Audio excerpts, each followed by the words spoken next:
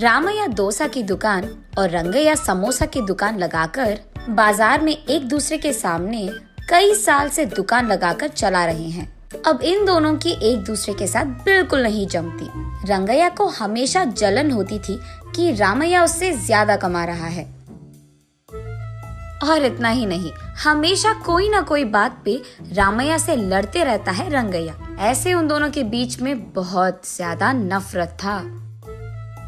एक दिन शहर में पढ़ रहे रामैया का बेटा रमेश घर आता है। अगले दिन वो अपने पिता के बाजार में लगी दुकान के पास आता है। वहाँ चल रही व्यापार को देख रमेश अपने पिता से ऐसे कहता है, पापा, आप हमारे दुकान में ज्यादा ग्राहक लाकर ज्यादा पैसा कमाने के मार्ग नहीं सोचते हो क्या?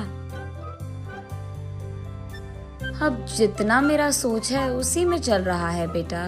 जितना भी मेहनत करूं वही कमाई मिल रही है। पापा, मेहनत से नहीं, चालाकी से कमाए जाते हैं पैसे। शहर में इसी डोसा को दुगने दाम में बेचते हैं, पता है आपको? अब शहर के दाम में यहाँ कैसे बेचेंगे बेटा? अगर दाम बढ़ा भी देना तो कोई भी खाने नहीं आएगा। पापा, मैं ये नहीं कह रहा हूँ कि शहर के दामों में यहाँ बेचे, बल्कि ये कह रहा हूँ कि ऐसा कुछ करे कि शहर का लाभ हमें यहाँ मिले। तुम्हारा इरादा मुझे समझ में नहीं आ रहा बेटा, थोड़ा समझा दो। आपको समझाना नहीं, करके दिखाऊंगा, ऐसे कहता है रमेश। रामैया देखते ही रहता है कि रमेश कह क्या रहा है। और इतने में रमेश उनके दुकान के बाहर एक बोर्ड डालता है। उस पे लिखता है कि हमारे दुकान में जो भी ये स्पेशल डोसा खाएगा उसको 10 साधारण डोसा फ्री में मिलेंगे, और जो भी डोसा आप खाओगे उसके भी पैसे नहीं देने पड़ेंगे। पर अगर स्पेशल डोसा खा नहीं पाए तो 10 डोसा का पैसे देना होगा, ऐसे लिख देता है।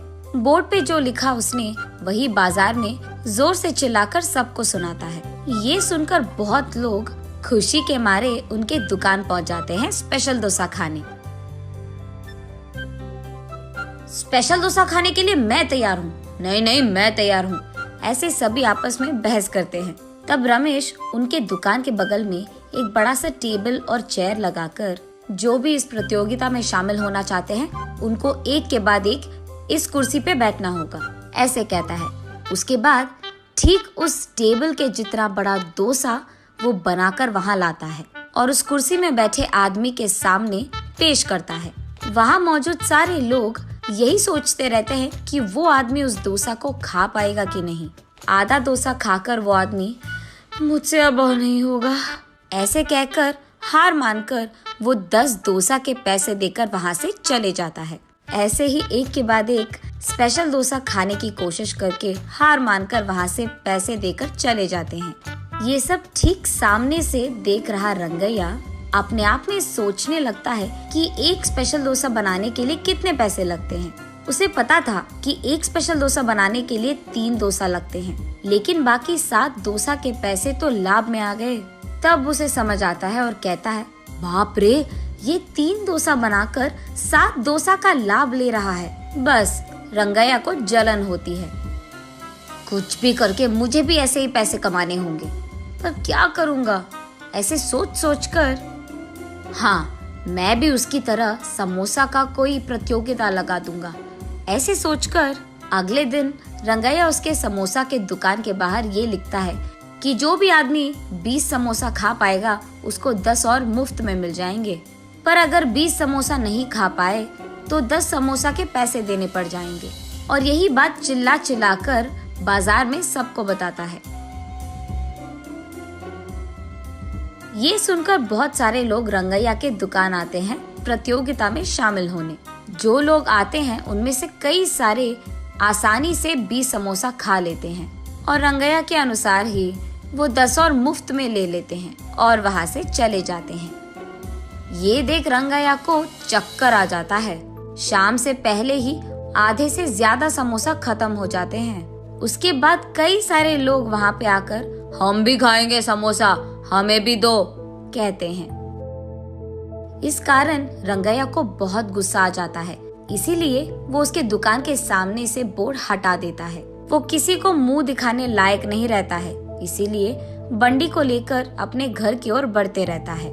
आज तो मैं 1 भी रुपए नहीं कमाया और उल्टा जो भी समोसे थे वो भी बेच दिया मुफ्त में। उसे चक्कर आकर वो नीचे गिर जाता है। आंखें खोलने पर रंगैया एक अस्पताल के बेड पर रहता है। उसके बगल में उसकी बीवी रहती है। मुझे क्या हुआ? मैं कहाँ हूँ? ऐसे पूछता है रंगैया। आपको चक्कर आकर नीचे गिर गए थे, कोई अजनबी आपको यहाँ छोड़ गया, ऐसे कहती है रंगैया की पत्नी। छा, आज सब कुछ नष्ट ही हो गया, सब बुरा हो रहा है। अरे क्या हुआ जी, आप इतने गुस्से में क्यों हो? वैसे आप शाम तक घर की मुंह भी नहीं देखते हैं, लेकिन आज दोपहर से पहले आपके समोसे खत्म हो गए और आप घर भी आ रहे थे। इसलिए वो जो कुछ भी हुआ अपने बीवी को समझाता है। हाय भगवान, मेरा मूर्ख पति, आप बस ये सोच रहे थे कि कितने डोसे बेचने पर उनको कितना लाभ मिल रहा है, लेकिन आपने एक बार भी ये नहीं सोचा कि कितने समोसे बेचने में आपको कितना लाभ आएगा।